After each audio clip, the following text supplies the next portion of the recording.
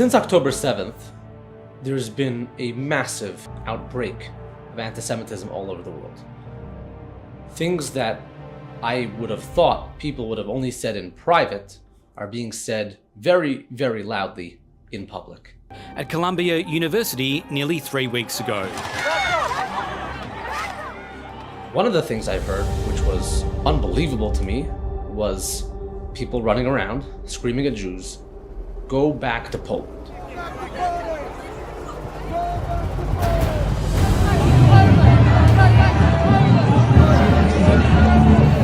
It's hard for them to go back to Europe. Yeah, go back to Poland.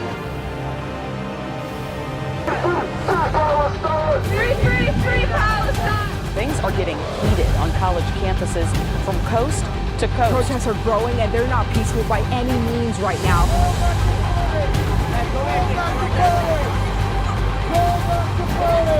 Protests are growing and they're not peaceful by any means right now. Let's go back to Europe.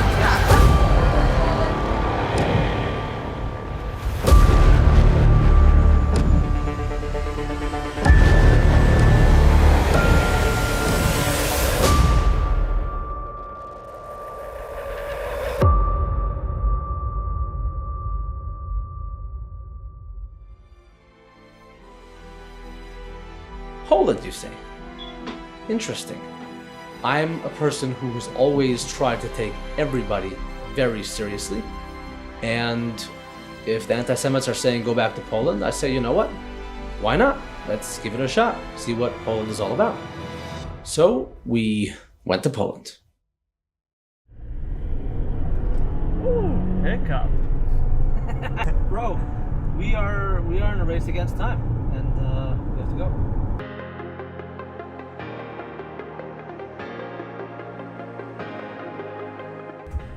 That was a close one. We almost missed this flight, but we're on. Thank God, thank God. Thank you, Hashem.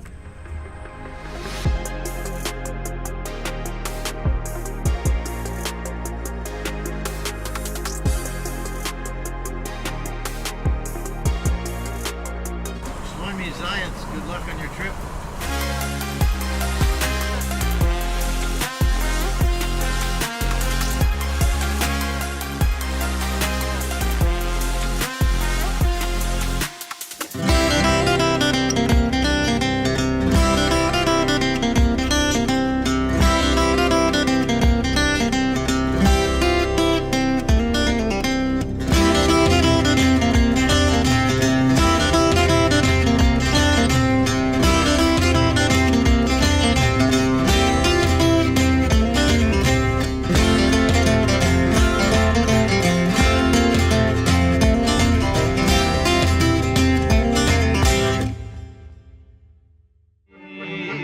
Poland, a country with a vast and rich Jewish history. Jews have lived in Poland for over 1,000 years, and they felt so comfortable in Poland that they used to call it Poilin, which in Hebrew was a combination of two words, Poi-lin, here we will live. My family, on both sides, my mother's side, my father's side, were pretty much all from Poland. My great-grandparents came to the United States after World War II, and Poland was all they knew up until then. Poland was the place they lived, it was the place they celebrated their life celebrations, it was where they got married, had families. Everything was Poland. Poland is in our blood.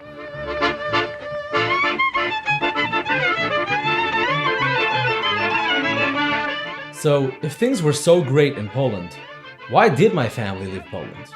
And why did other Jewish families leave Poland? Did everybody have the chance to leave Poland? What about the people who stayed in Poland? I wanted answers. And I was not going to stop until I found them.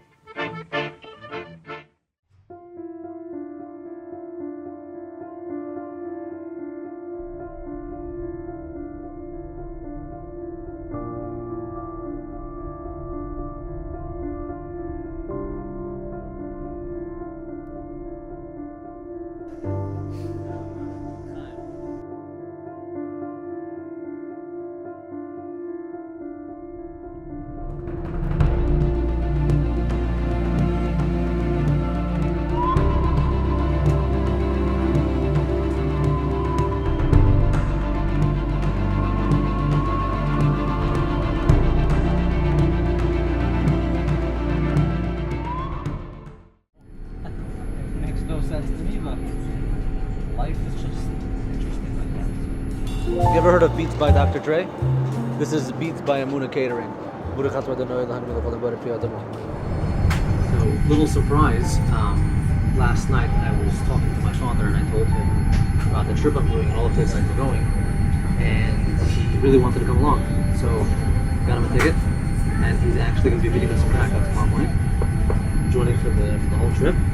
And I think it's going to be very special to experience Poland together with him, visiting the towns that our families come from, together with him.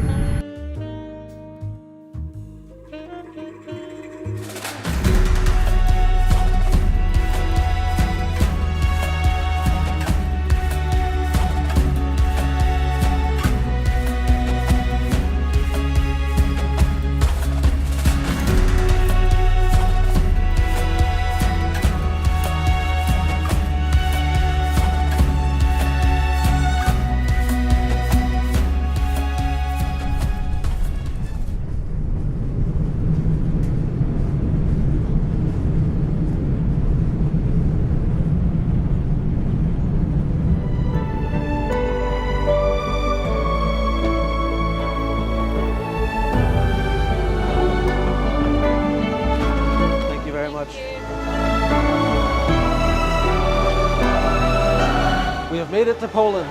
We are back in Poland.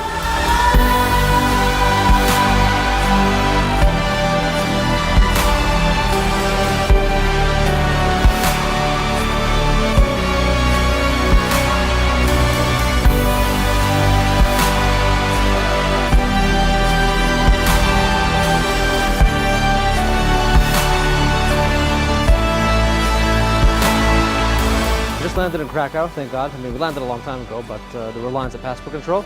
That is my father standing behind me. Brought him along to join for this experience. I'm very happy to have him here.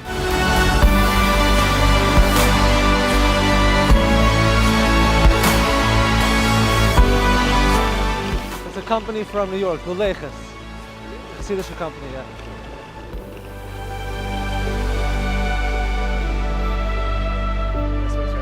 From Hungary? Yeah. Very nice. Okay, I'm Shloime. Nice to meet you. It's like, Oh my gosh, we get candy? we got candy. Wow. They're not kidding around.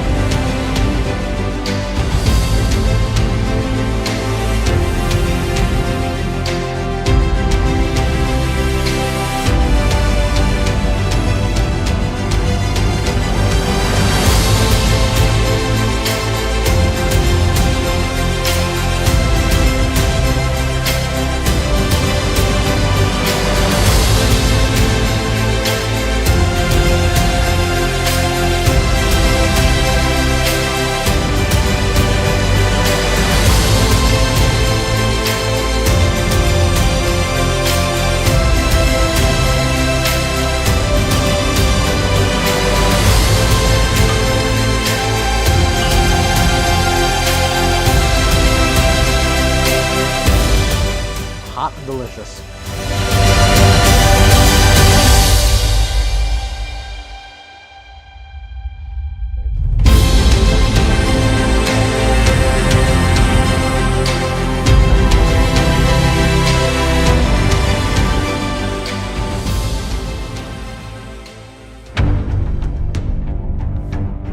We are now in the Jewish area of Krakow.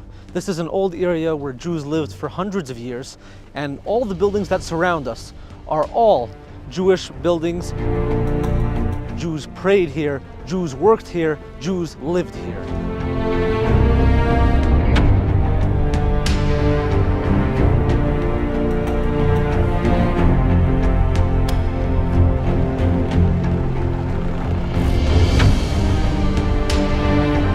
Take a look around the neighborhood, you'll see everything here is Jewish.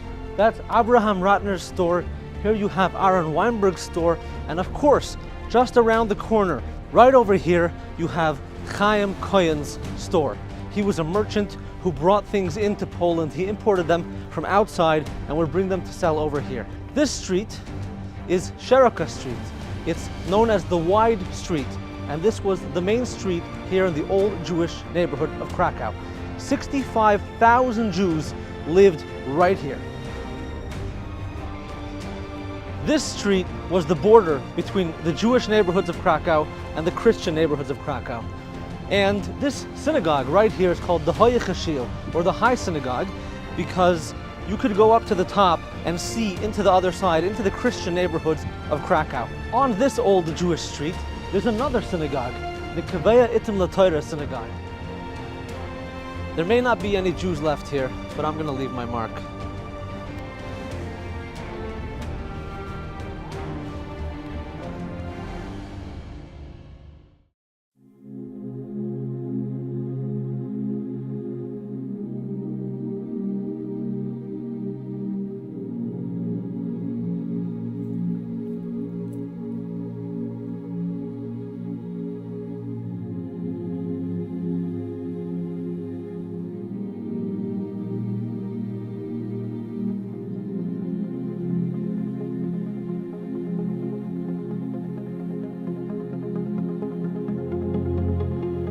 Look at this intricate detail. You could tell that somebody carved it lovingly into this stone in honor of the person who was buried here.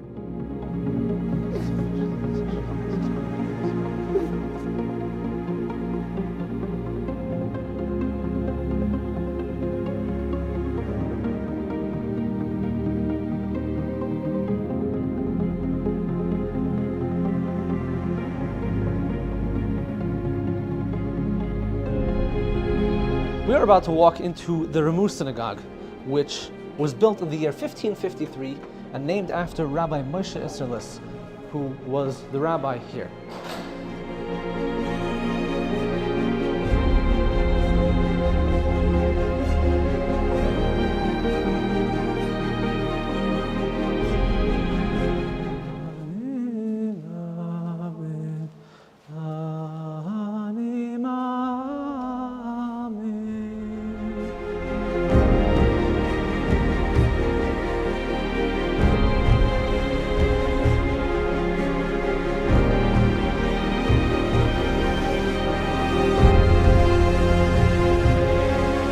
This building right here used to be the Chevra Synagogue.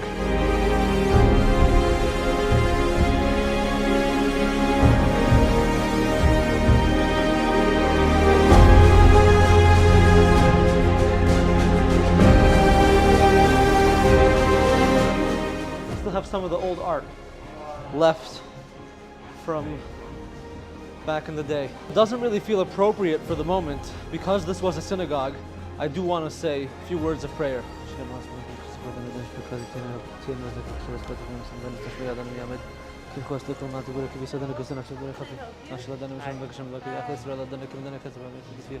Yes. From the United States. Oh, nice. Don't film me, please. Okay. You are not allowed to film. Okay, cuff. Okay. Imagine getting kicked out of a building that was stolen from your people because your filming makes them uncomfortable. Has anyone thought about the fact that there's a restaurant there? That makes me uncomfortable.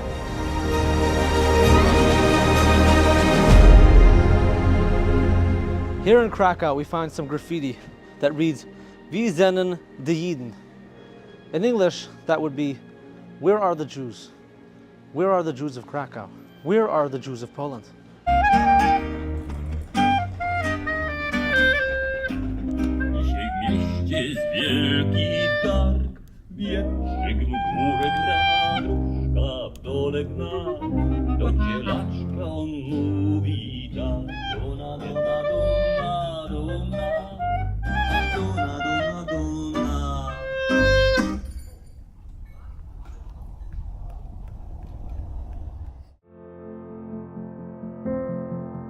Once upon a time, long, long ago, here in Krakow lived a man named Isaac Yakubowicz.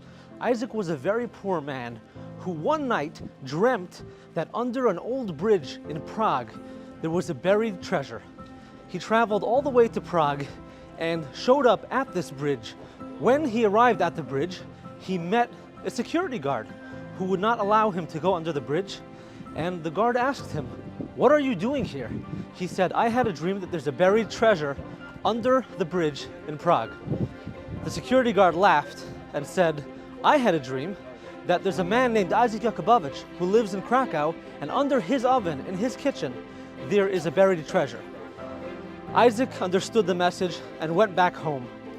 He dug under his oven, and there he found a buried treasure. This is Isaac Street, and this is the synagogue he built with the money that he found in the treasure. He got permission to build the synagogue in the year 1638, and it was completed in the year 1644. Now, while I don't know if the story is true, legend has it that this is what happened, but regardless of whether the story is true or not, the message is clear. Sometimes you can travel far away because you're looking for something, but it turns out that what you're looking for is actually right at home.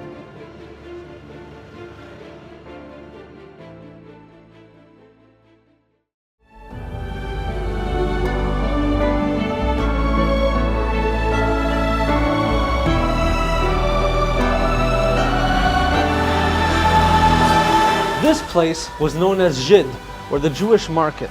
Prior to the Holocaust, this place was teeming with Jewish people, and the local non-Jews would come to shop here. This building, right behind me, is where Jews came to get their kosher chicken and beef.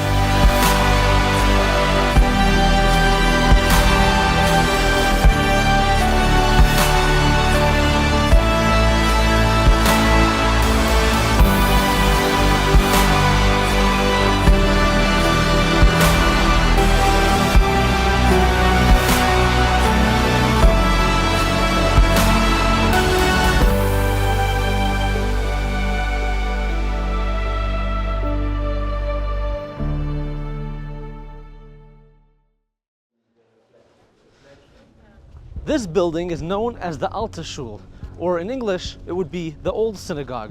Built in the 14th century, it is said to be the oldest surviving synagogue in Central Europe. Okay, no problem, no problem. Please ticket office. I'm not going inside. No. Okay. Please ticket office. I'm not buying a ticket either. I'm just not going to go Please inside. ticket office, please information. Please. Okay, have a good day. So as you can see, we tried going into the synagogue, but apparently a Jew isn't allowed inside without a ticket. Interesting, because the building was stolen from us, but I guess that's how the world works. Poland is a beautiful country. We were traveling all around from city to city, from Jewish neighborhood to Jewish neighborhood. We're looking at old synagogues, beautiful masterpieces of architecture. We were visiting Jewish markets, Jewish cemeteries, everything around us. Every building, every street, every stone has some Jewish history. But where are the Jews? Well, looking around, there are no Jews. Even on the streets, we're seeing graffiti that says, "Wie sind die Juden?" Where are the Jews?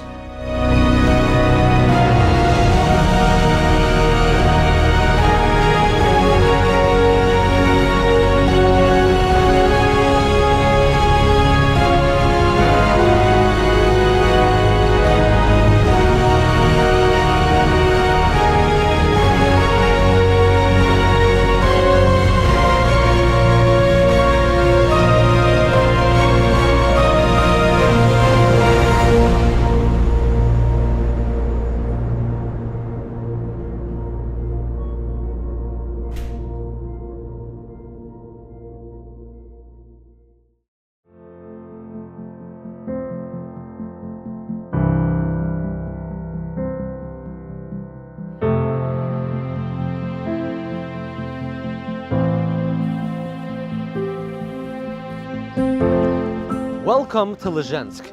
Jews have been living in this city since the mid-1500s, and in its heyday, Lezhensk's Jewish community had over 4,500 people.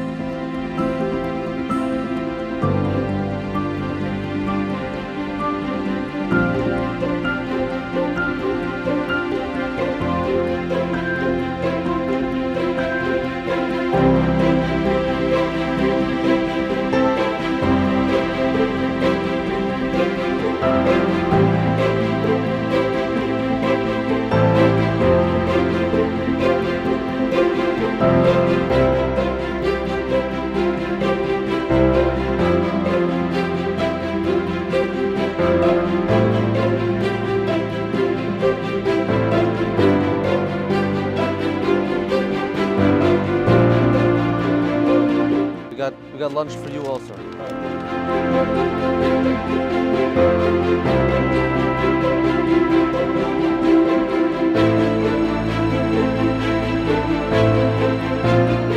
Hey Michael, how are you?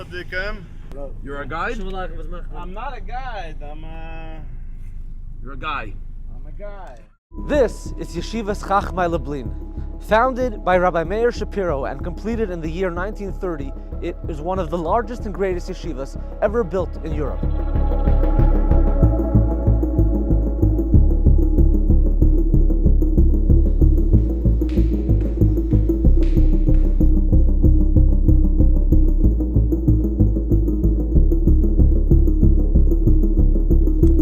This is a beautiful synagogue which once housed so many students who studied here at the yeshiva.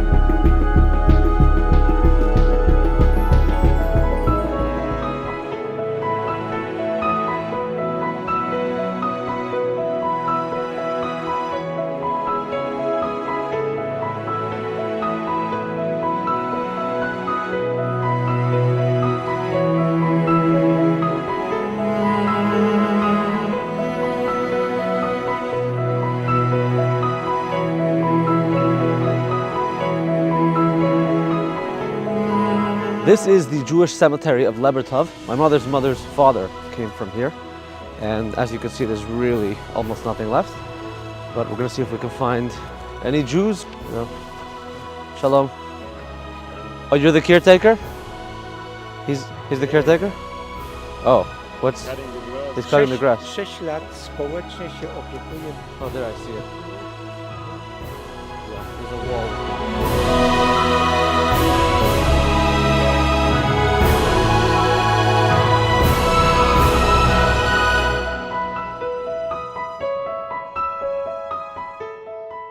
I don't know for sure, but it's quite possible that I have ancestors who are buried here. There's no way to know anymore. There's no records, there's almost no stones left, but we prayed a little, and now we're gonna go try to find the house.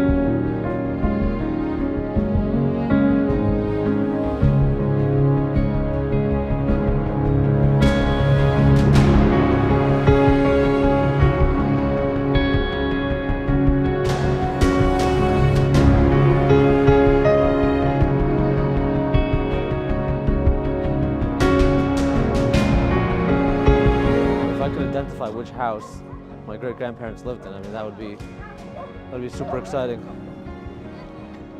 הוא היה בית שהוא הבית האחרון בשורה, שזה בעצם המגרש חנייה שמול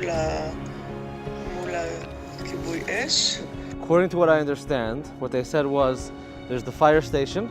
Across from the fire station, they said there's a row of houses, said it's the last house, and it's right by a parking lot, which means that I think it's that house.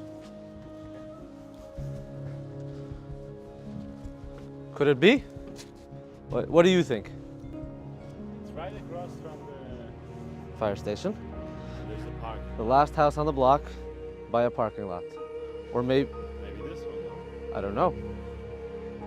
But she knows They got the address, but she lost the address, but they visited here, so they remember what it... I think it's this one. Unless it's one of these. She also said it's next to a few like shops, which could be this. Is this a... Okay, now I understand. I listened to the message again.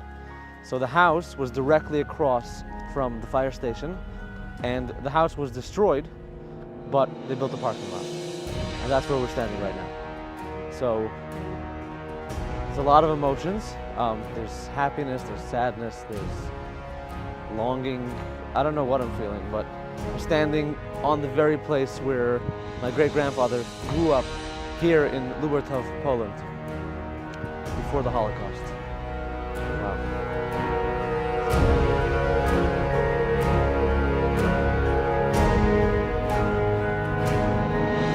Thank you very much. We really appreciate it. How do you say thank you in Polish?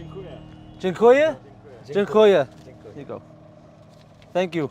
God bless you. Be well. Have a good night. He wishes you to be a happy person. I am a happy person. Thank you. I wish you also to be a happy person. Też panu życzę, żeby pan był szczęśliwy. Ask him, can I give him a hug? Czy może go...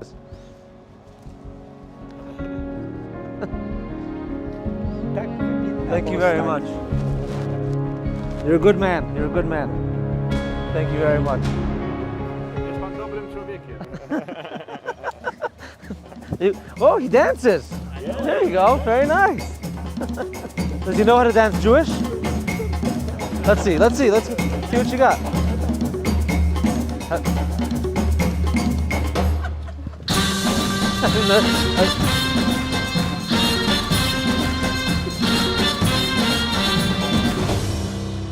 Oh, that's too much for me. Hält sich frisch, is frisch. He's not 78 years old, he's 38 years old. Tell him. Mówi, że nie ma pan 78, tylko 38. Dziękuję. Thank you. Thank you very much. Really appreciate it. I really enjoyed your company. A lot of fun. Yeah, I'm done. You're going to Lodz. What? We're already on the way out of town, out of Lubartów, but I feel like I should go back to where my great-grandfather grew up. I want to put on tefillin over there. It's going to be meaningful to me, and we'll pick up some Jewish sparks that may have been left behind.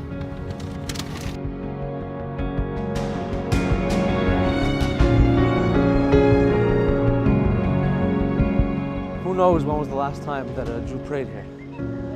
So now I'm going to have the opportunity to pray. Yeah, it could be almost 80 years since any Jew prayed here, especially a Jew in my family. I'm going to have the opportunity to put on tefillin right here on the spot that my great-grandparents lived before the Holocaust.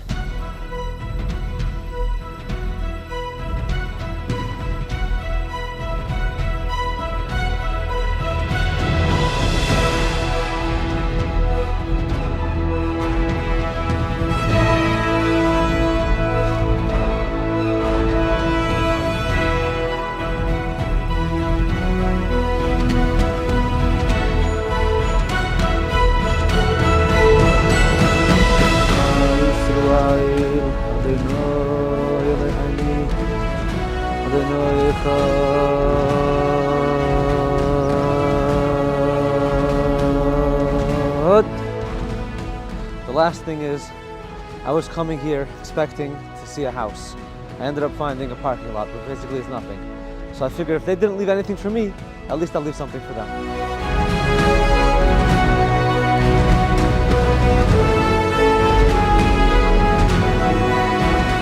From now on, people will remember that a Jewish family, Shpachas Mantel, the Mantel family, lived here once upon a time.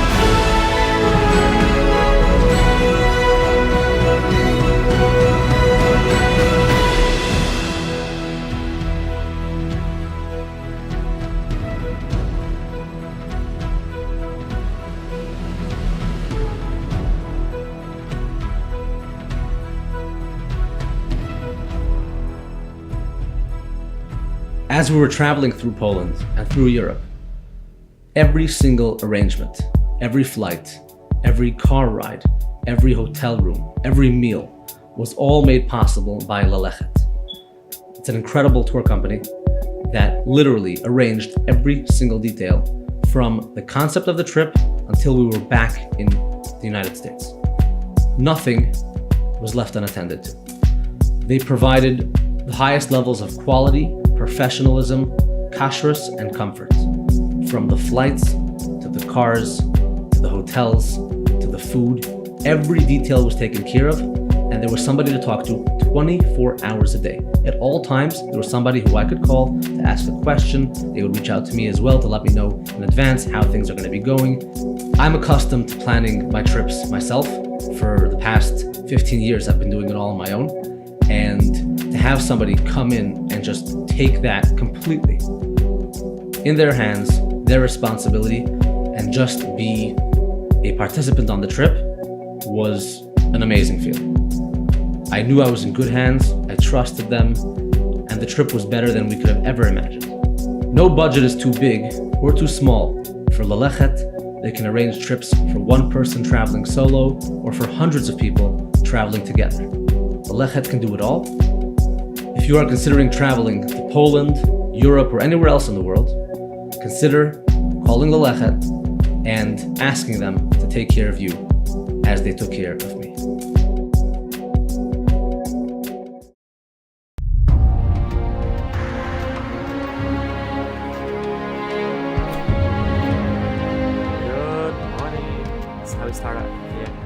You are loved.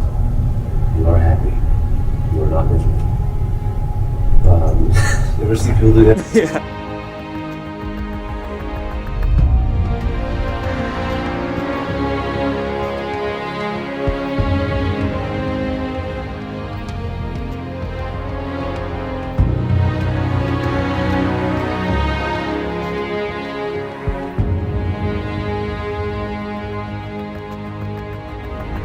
In 1939, Lodz was a city bustling with Jews. With over 233,000 Jewish inhabitants, Lodz had the second largest Jewish community in Poland.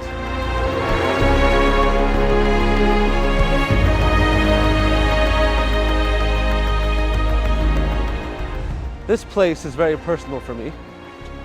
The address here is Rainek Baluki number 1, and this is where my great-grandmother lived when her family was taken out of the nearby town of Tomaszów and brought here to Lodz to be part of the Lodz ghetto. There's almost nothing Jewish left over, but we're going to make sure that we leave something right here.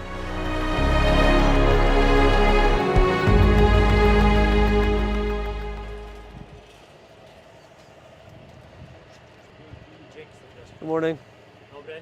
How are you? Good morning. How are you? You speak English? Yes, I speak every language with you all. Really? You speak not Yiddish? Yiddish, no. No Yiddish? How about Hebrew? Huh? Hebrew? No. No. German. Very nice. What's your name, sir? Robert. I'm Your? Shloime. Shloime. Yes. Do you know what is the name of this street? The street of the market. The street or the mark? Bałucki. Rynek Bałucki. Market Bałucki. Okay. No? So you know, 80 years ago, my grandmother lived in this right here. There was her house. Yeah? Yeah. Probably. Can be. This was the Lodz ghetto. Yes, Yes. of course. So Yes, they of course. lived here. But this is also a lot of history was happened here. You know? Yeah. There- Well, it's very nice to meet you. Yeah, Have a great day, and I hope you have a lot of success with the flowers. Yeah, thank you. Thank you. Be well. All right. You're welcome. Have a nice day. Thank you.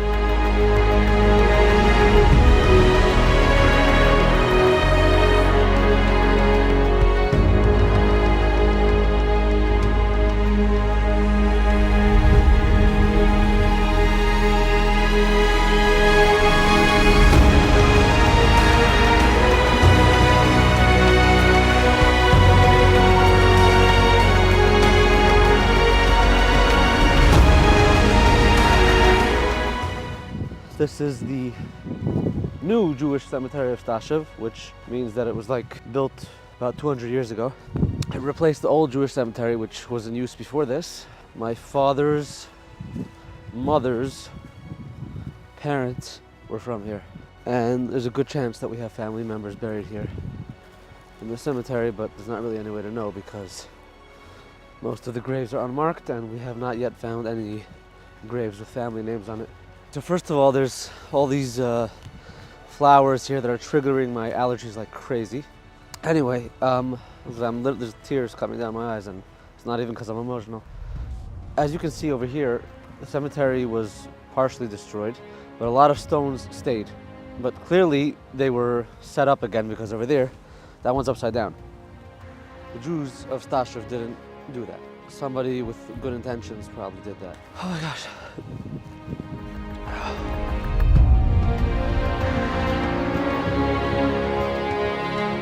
So as we're leaving the cemetery in Stashev, I was looking at this lineup of gravestones which have been placed here at the door to the cemetery, and I saw something interesting.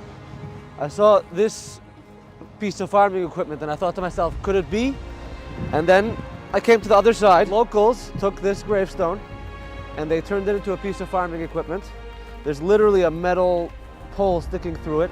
This must have been used to plow fields or maybe to grind things. And this is like the ultimate disrespect. You take somebody who's passed away, they're resting in peace, and you mess with them. And this was common. This was common, and it's just disgusting.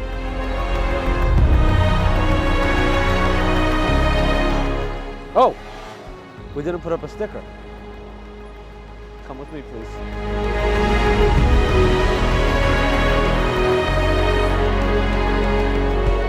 You're a good man. I feel it. 78.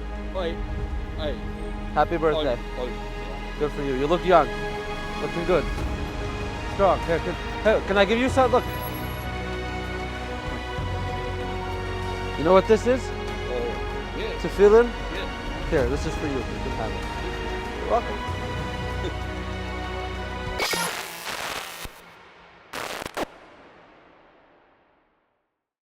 We're looking in every city from top to bottom, up and down, right, left, all around. Where are the Jews? Wie sind die Juden? Finally, someone told us that there was a place we could go to find the Jews of Poland.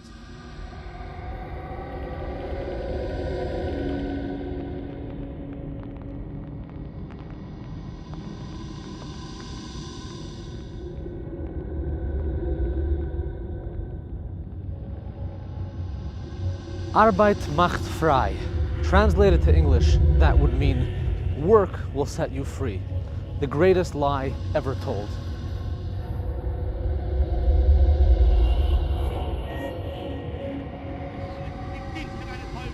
Gib du jetzt deine Stimme ab. Wenn ja, dann tritt für mich ein, so wie ich für dich eingetreten bin.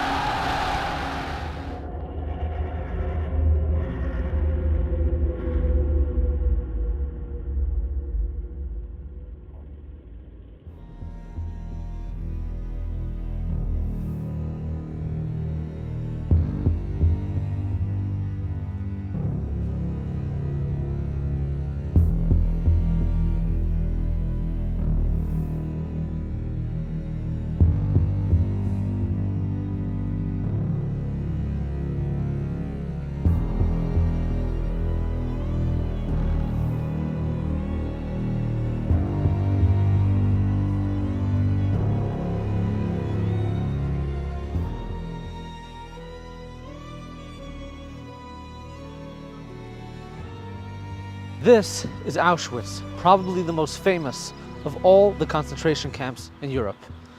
Tourists are coming all day, they're visiting, it's a museum. You don't feel what actually happened here. My great-grandmother, my mother's mother's mother, spent a lot of time here in Auschwitz as a prisoner. She was here, and this is personal for me.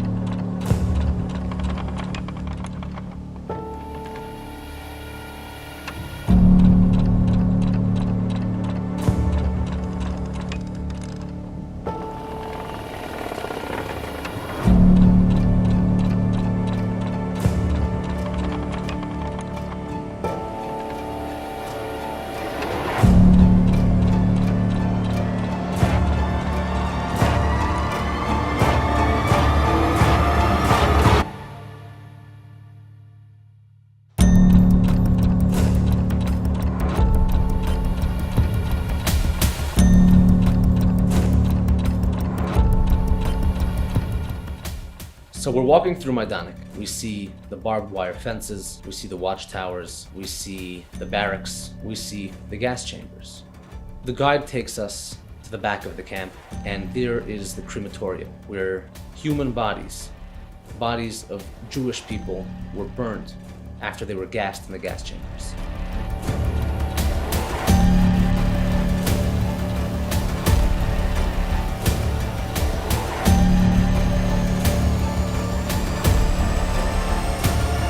Then behind the crematorium, there's this large concrete structure. This structure is a mausoleum, and inside there are ashes of thousands of Jews who were burned in crematoriums, and the ashes are stored right in there.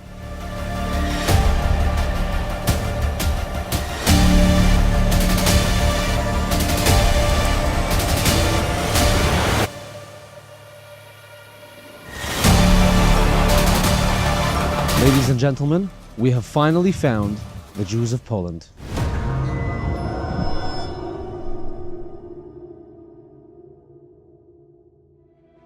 If you take a look around the neighborhood, you'll see everything here is Jewish. That's Abraham Ratner's store, here you have Aaron Weinberg's store, and of course, just around the corner, right over here, you have Chaim Cohen's store. He was a merchant who brought things into Poland, he imported them from outside, and would bring them to sell over here.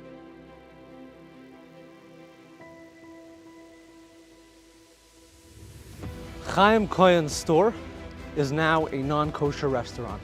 It's Jewish style, but there's nothing Jewish about it except for the food.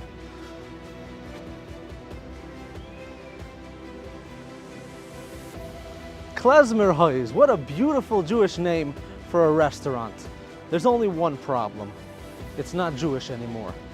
This is a non-kosher restaurant, and the Jews of Krakow are gone. This street is Szeroka Street. It's known as the Wide Street, and this was the main street here in the old Jewish neighborhood of Krakow. 65,000 Jews lived right here. Of those 65,000 Jews who lived here in these neighborhoods, 97% of them were murdered in cold blood.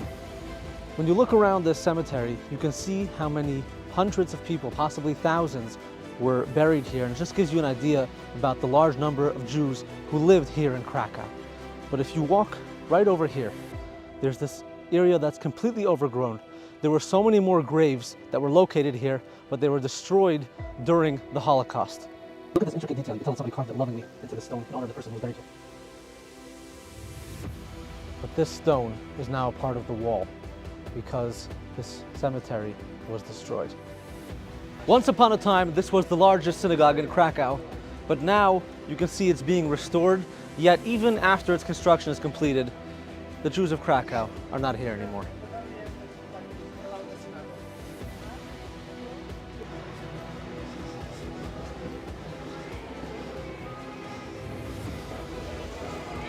This building right here used to be the Chevra synagogue. Now it's a bar and restaurant, not kosher. While the building now serves a new purpose, it's impossible to erase the remnants of what's left of this beautiful ancient synagogue. This ancient cemetery holds the graves of so many beloved members of Krakow's Jewish community, but now it is a tourist attraction. This street was the border between the Jewish neighborhoods of Krakow and the Christian neighborhoods of Krakow. And this synagogue right here is called the High Chashil, or the High Synagogue, because you could go up to the top and see into the other side, into the Christian neighborhoods of Krakow. Today, unfortunately, the synagogue is no longer in use. Now it is a book and gift shop.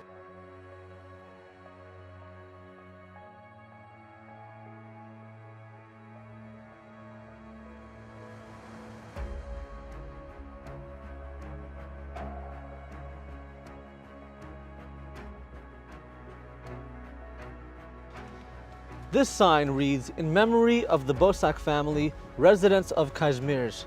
This family lived here from 1633 until the year 1941. Just for context, this family was here longer than the United States has been in existence. Now they're gone. This square is known as the Umschlagplatz. Behind me is a building that was used by the police and the German SS. But this square was used as a place where the Jews were forced to gather here, and from here they were deported on trains, taking them to their deaths in concentration camps throughout Poland. Each one of these chairs in the Umschlagplatz represents 1,000 Jewish souls who were taken from here to their deaths in concentration camps. Welcome to Lezhensk. The Jews have been living in this city since the mid-1500s, and in its heyday, Lezhensk's Jewish community had over 4,500 people. Today, sadly, there are none.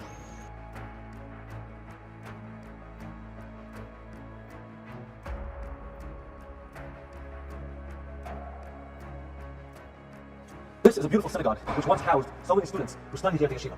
Unfortunately, there's nobody left, and it pains me to think what Rabbi Meir Shapiro would think about this place, seeing it so empty and devoid of life. As you can see, not only did the Nazis kill the Jews of Lublin, but they also destroyed the cemeteries. They didn't let the people live, and they also didn't let them die in peace. Here you can see remnants of the gravestones which used to be in the cemetery that are now strewn about alongside the walls at the edge. At the start of World War II, Stashev had over 11,000 inhabitants, more than 50% of whom were Jewish. On November 8th, 1942, the Nazis gathered all of the Jews in the town square and they shot at Jews indiscriminately, killing hundreds. Witnesses say that Jewish blood ran down from Krakowska Street into the Sarna River.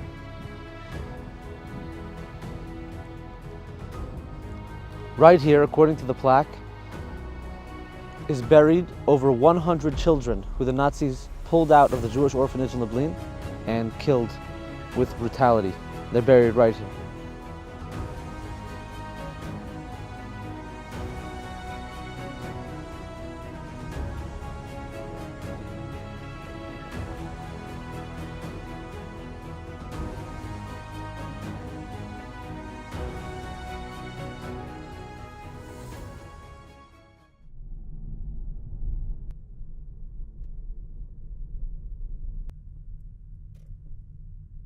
So we spent all week looking for the Jews of Poland. It was a very sad week. Now we are on the way to Hungary for Shabbos, to Kerestir, to the Tzaddik of Shaila. We're passing through the country of Slovakia. We're in Slovakia right now, so we figured we got to leave them a little something to know that the Jews were here.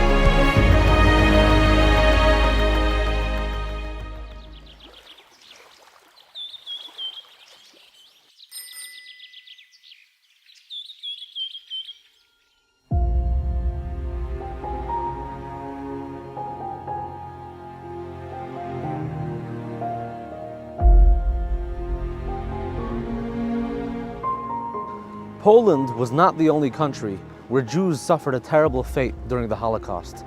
Right here, along the banks of the Danube River in Budapest, 20,000 Jews were shot to their deaths, and these shoes commemorate those who were killed on this spot.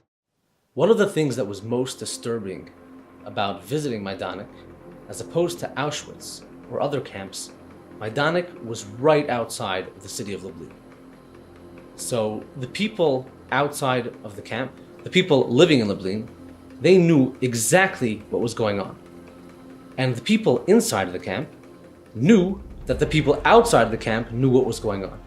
Yet, no one was able to stop it. The killings went on, the torture went on, the suffering went on for years. It just makes you think, if this was happening in the year 2024, would our neighbors step in? Would the people who call themselves our friends stand up for us? Would anybody care? Only a few months ago, on October 7th, 2023, Simchas Torah, we had the largest murder of Jewish people since the Holocaust. Yes, some people did step in. Some people offered support. Some people offered a helping hand. But the world at large? No. They turned their backs on us.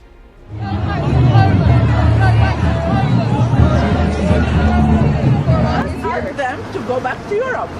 Go back to Poland. Sadly, if history teaches us anything, Jewish people have been betrayed time and time again by their neighbors. And it's sad to say this, but we don't have many friends around the world. Yes, there have been people who have risen to the challenge and have helped the Jewish people during trying times. People such as Raoul Wallenberg, Feng Shan Ho, and Oskar Schindler. But sadly, they were the minority and not the majority. It's Tisha B'Av. This is the day that the first Beis HaMikdash and the second Beis HaMikdash, both holy temples in Yerushalayim, in Jerusalem, were destroyed. We know that the Beis HaMikdash was destroyed because of sinas chinam, because of baseless hatred. Hatred between Jewish people. We can't afford it anymore. We cannot be divided. We cannot be fighting. We need to be together, loving people for no other reason than they are your brother or they are your sister. During the Holocaust, the Nazis did not care what kind of Jew you were. Whether you were religious, not religious, Hasidic, Lithuanian, Sephardi, they killed all Jews equally.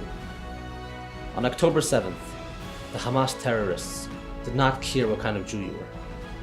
They killed Jews because they hated Jews. It's time for us to stop looking at all external factors. Let's see each other for what we are. We need to be together as a nation, as a family, with baseless love.